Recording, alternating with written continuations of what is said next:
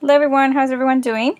So it's time to set up the June budget. I do expect some of the things to change for the month of June since I'm not going to be working for most of the month.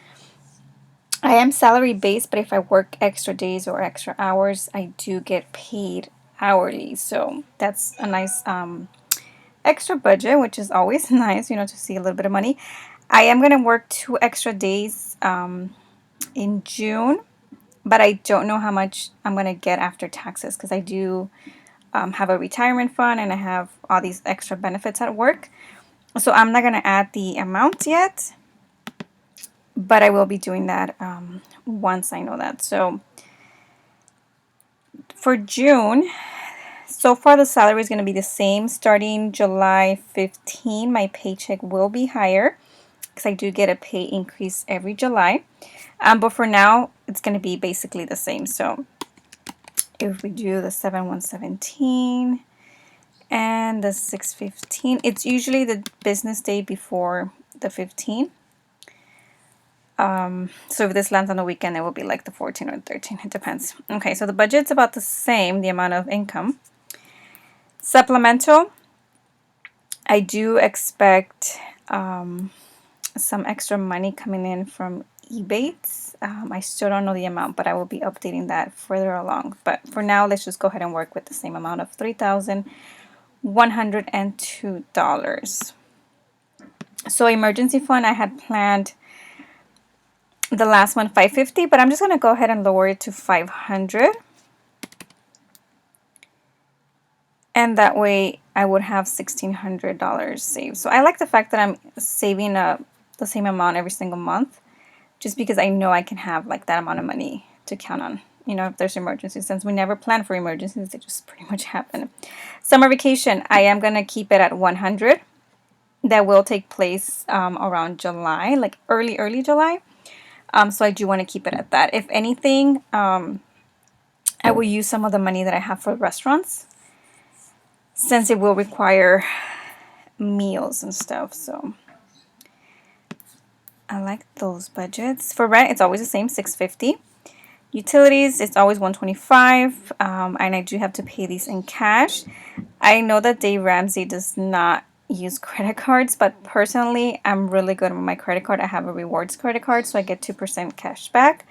And as soon as I, charge something on the credit card, I pay it off right away. So I always carry a zero balance month after month, and I get paid for using it. So it works for me.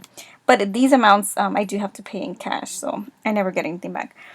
Household, I don't expect it to be that high, so I'm going to go ahead and lower it to, I'm going to say $30 since I'm pretty stocked on everything right now.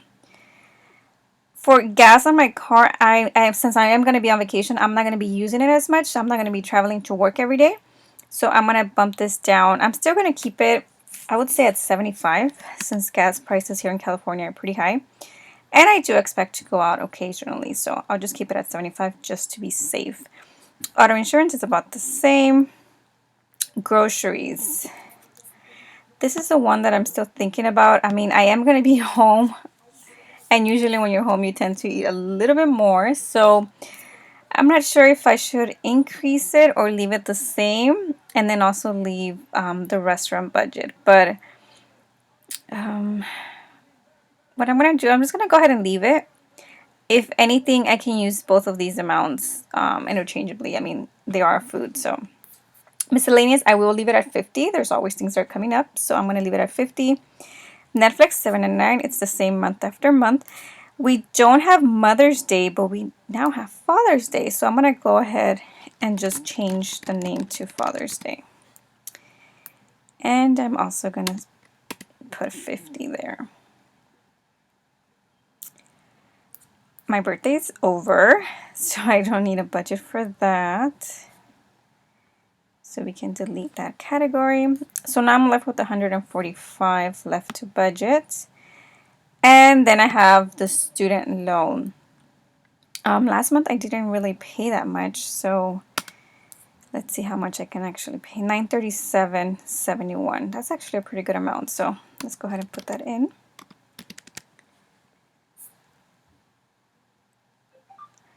All right. So it looks like 30% of my income is going to go towards my loan. The only thing I don't like about Everydollar is that it doesn't calculate interest, so this amount is always going to be higher than what it says. But at least it actually allows you to include the extra payments, which is nice. So far $937. If anything, whatever's extra, I'm gonna go ahead and put it there. Hopefully I'll be able to pay $1,000. And like I said, I will be working 2 extra days at work.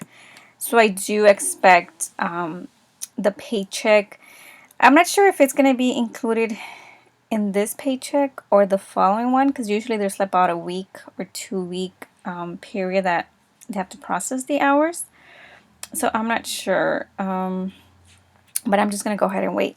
And then for City Rewards, I'm just gonna go ahead and plan 25 actually, since that's the minimum that I redeem, and I'm usually pretty good at reaching it. Like sometimes I do purchase items for family members and they pay me cash, so I just go ahead and deposit that money and then pay off the credit card. So in that case, let's just go ahead and add those $25 here.